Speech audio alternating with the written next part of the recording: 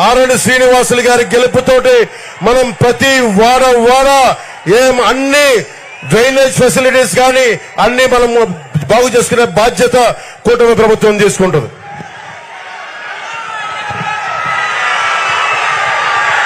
అన్ని పరిశ్రమలు పారిపోయినాయి. Renigunta electronic manufacturing cluster లో రిలయన్స్ ఇండస్ట్రీస్ పారిపోయింది. మనకి టాటా గ్రూప్ చెందిన వోల్టాస్ కంపెనీ పారిపోయింది.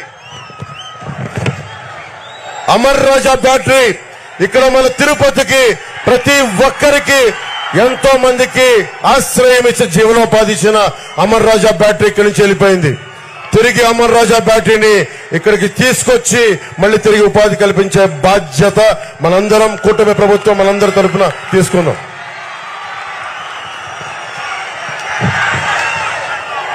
మీరు ఓటేస్తే వైసీపీకి కరుణాకర్ రెడ్డికి కానీ వారి అబ్బాయికి కానీ ఓటేస్తే కొడుకు 10% ప్రతి దాంట్లో ఇల్లు కట్టాలంటే 10%, తండ్రికి 30%, 10-30 రేషియోలో పంచుకుంటా ఉన్నారు.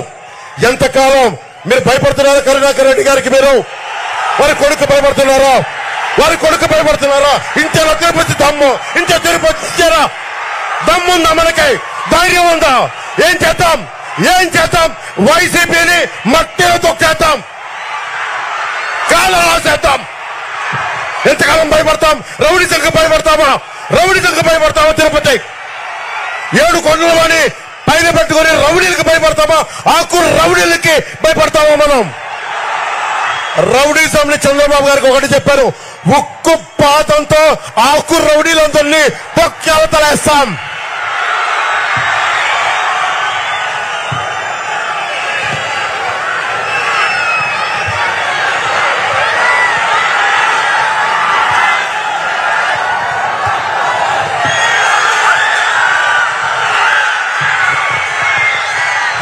మీరు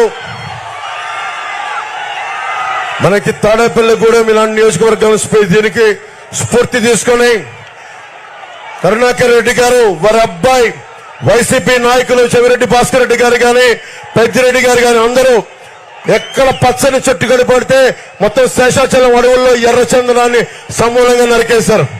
టీటీఆర్ బాండ్ల స్కామ్ 2,000 కోట్ల రూపాయలు. ఎక్కడికి వెళ్ళిపోతుంది డబ్బు?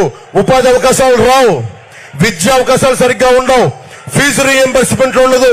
ఇది మార్చుకునే బాధ్యత రావాలి అంటే కూటమి ప్రభుత్వం రావాలి, మేమందరం అండగా నిలబడాలి.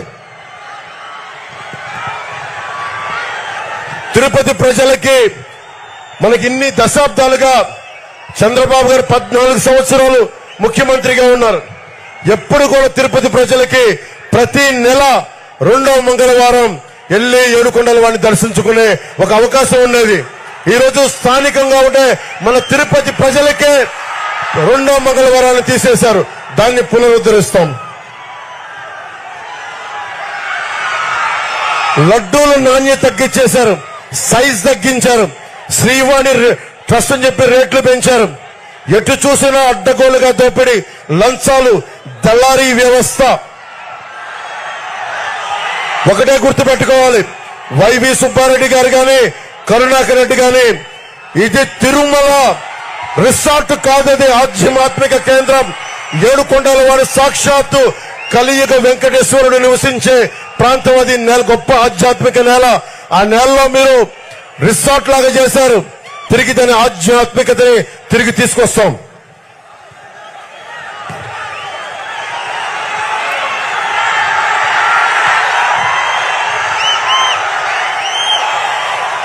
మనకి ఎంత దారుణం అయిపోయింది చెప్పా మీకు. ల్యాండ్ గ్రాబింగ్ యాక్ట్ లో మన పట్టా పుస్తకాల మీద జగన్ ఫోటో, మన పిత్రార్జితం, మన స్వార్జితం మీద. కానీ చివరికి ఏ స్థాయికి వెళ్ళిపోయారు? టీటీడీ ఉద్యోగులకి స్వామివారు ఇళ్ల పట్టాలిస్తే దాని మీద కూడా నవ్వుతా ఉండే వైఎస్ జగన్ ఫోటో వేస్తా ఉన్నారు. స్వామివారు అంబేద్కర్ గారి గౌరవం లేదు, పెద్దల గౌరవం లేదు.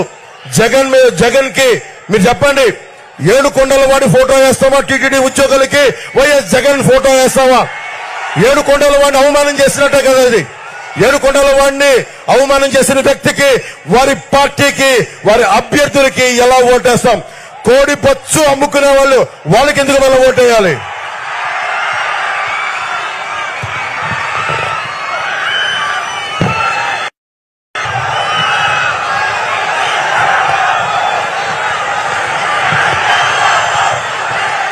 తిరుపతిలోనే గోవిందరాజు స్వామి సత్రాలు ఇంకా 40-50 సత్రాలు బాగుండే సమయంలో కూడా 200 కోట్ల రూపాయల ముడుపుల కోసం మొత్తం కూల్చేసి కొత్త కట్టడానికి చేశారు.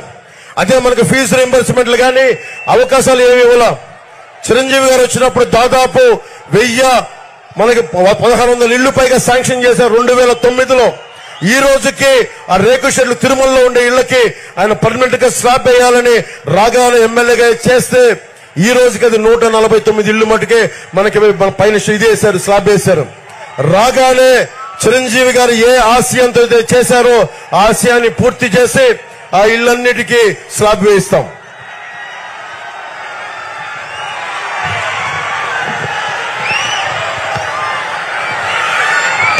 నేను ఒక్కటే చెప్పి మనకి చంద్రబాబు గారికి ఇస్తున్నాను.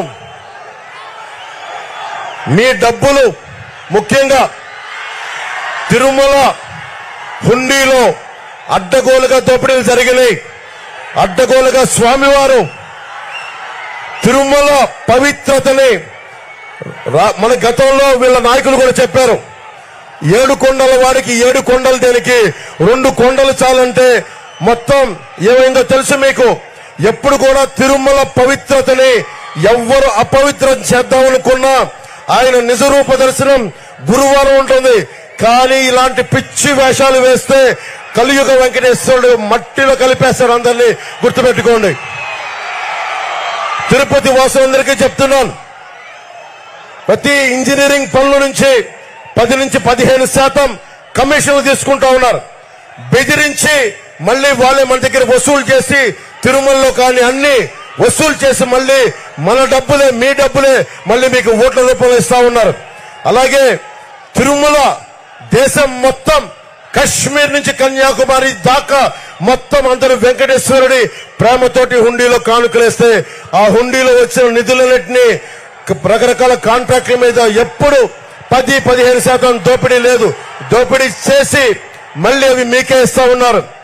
తిరుపతి వాసులందరికీ ఒకటే చెప్తున్నాం, కరుణాకర్ రెడ్డి గారు గాని వారి అబ్బాయి గాని ఇచ్చే డబ్బులు మీరు తీసుకుంటే అది ఒకటే చెప్తా ఉన్నాను. తిరుపతి వాసులందరికీ చెప్తా ఉన్నాను, వైసీపీ వాళ్ళు ఇచ్చిన డబ్బులు అవి తిరిగి స్వామివారికి హుండీలో వేసేయండి. ఎందుకంటే అది స్వామివారి సొమ్మది, మంచిది కాదు. మనకి చాణక్యుడు చెప్తాడు, భగవంతుడి సొమ్ము మనం తీసుకుంటే తరాలు ఎగిరిపోతాయని. అందుకని చెప్తా ఉన్నాను, వైసీపీ నాయకులు ఇచ్చిన